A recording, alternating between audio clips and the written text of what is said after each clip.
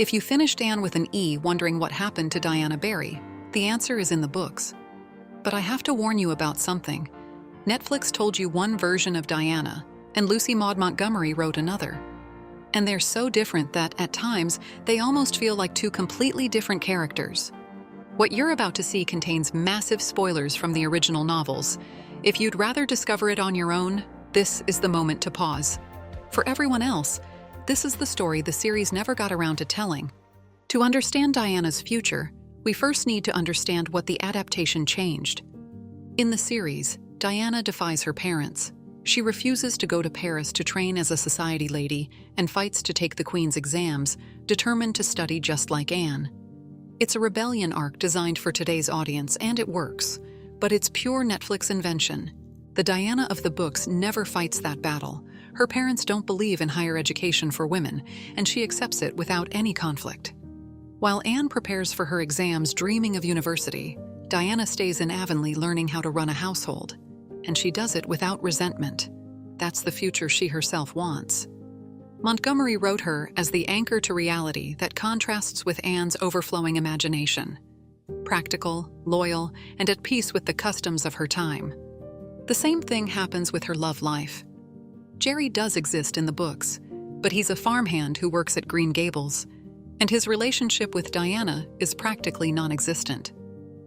The romance between them was created exclusively for the series. So Diana's fate in the novels doesn't pick up where Netflix left her. It starts from a completely different foundation, that of a young woman who doesn't want to break the mold, but to build something within it. Now that we know what the adaptation changed, let's see what really happened to Diana Barry in Lucy Maud Montgomery's novels. At 18, Diana Barry makes the first major decision of her adult life. There's no runaway, no family drama, no forbidden love. There's a ring, a promise, and a farm. The man offering them is Fred Wright, a sturdy, cheerful, and completely pragmatic young farmer, a far cry from the tragic heroes Anne idealized in her stories. Fred doesn't promise poetry. He promises stability, hard work, and a home of their own. And Diana says yes, with genuine excitement. While Fred buys the farm, she starts planning every detail of the life they're going to build. The house, the garden, the furniture, the future. For a young woman of her time and class, securing a home of her own wasn't settling. It was an achievement, and she embraces it with pride. The one who doesn't understand is Anne. The afternoon she discovers the couple under the big willow in the Barrys' garden, she understands immediately what's happened, and the news devastates her. To her, Diana is choosing a predictable fate, closing a door behind her and betraying that childhood vow that had seemed unbreakable.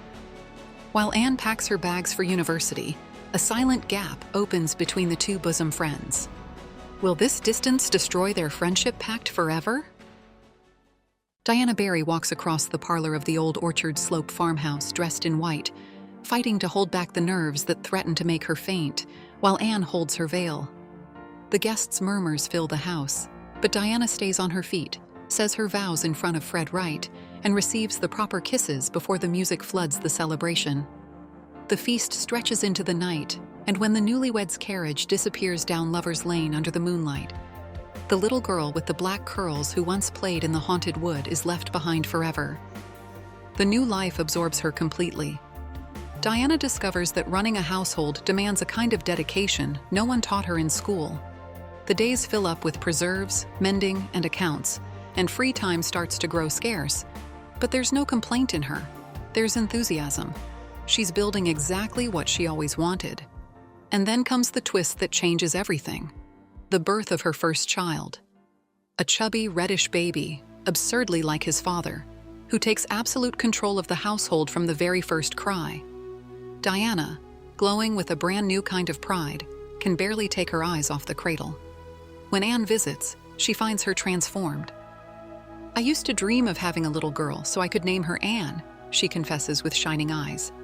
But now I wouldn't trade my little Fred for a million little girls. The baby fills every corner of the house, and Diana counts the days until she hears his first word, Mama. That transformation shows up in the letters that travel back and forth between the farm and Windy Poplars. Diana's pages stop talking about literary clubs and walks in the woods and fill up instead with recipes, the baby's progress, and domestic anecdotes. Anne reads them with a mix of tenderness and nostalgia, understanding what's between the lines. Diana hasn't abandoned her. She's simply living in a different world now. Years go by, and the next time the two friends share a decisive moment, the roles have completely reversed. We're in the attic at Green Gables, in the middle of the preparations for Anne's wedding. And this time, the nervous bride isn't Diana, it's Anne. Diana Wright, now a respected Avonlea woman with a solid marriage and years of experience behind her, is the one who calms, advises, and organizes. "Don't expect everything to be perfect," she tells her with the calm of someone speaking from experience. "Marriage has its ups and downs, but it's built day by day, and that's what makes it yours." Anne, the eternal dreamer, listens carefully to the friend who once seemed too practical to her. And Diana hasn't come to that room alone. In her arms, she holds her second daughter, a newborn with black curls. Her name is the definitive proof that the gap that opened with the engagement never actually broke anything. Breaking the Barry family tradition, Diana has named her Anne Cordelia. Anne, the name her friend always had, and Cordelia, the name she always wanted, united in one little girl. A direct tribute to the person who changed her life. When the wedding is over and the newlyweds' carriage heads off toward the shore, Diana stays right where she always wanted to be, in Avonlea, with Fred, with her children, with her farm. Anne sets off toward a new life. Diana is already living inside hers. Years later, a funeral brings Anne back to Avonlea, and waiting for her is a Diana that time has changed on the outside, but not on the inside. Diana Wright is now a settled mother on the lone Willow Farm. The years have broadened her figure, and the routines have eaten up her free time. The house, the kitchen, the children, the duties of a respectable Avonlea woman.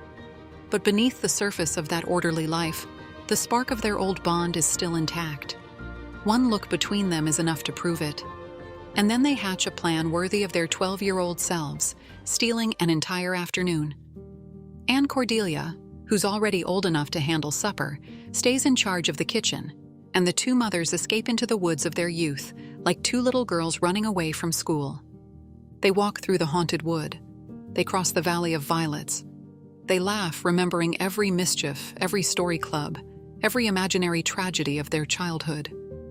The final destination is Hester Gray's forgotten garden, a secret corner covered in lilies and blossoming cherry trees, where they sit down to share a chocolate cake as if time had never passed. Between bites, they talk about their children, their husbands, the exhaustion of adult life. And Diana, the practical woman who always kept her feet on the ground, confesses with laughter that only by pretending they are still little girls can she survive so much responsibility. Before night falls over the garden, both of them know it without needing to say it out loud.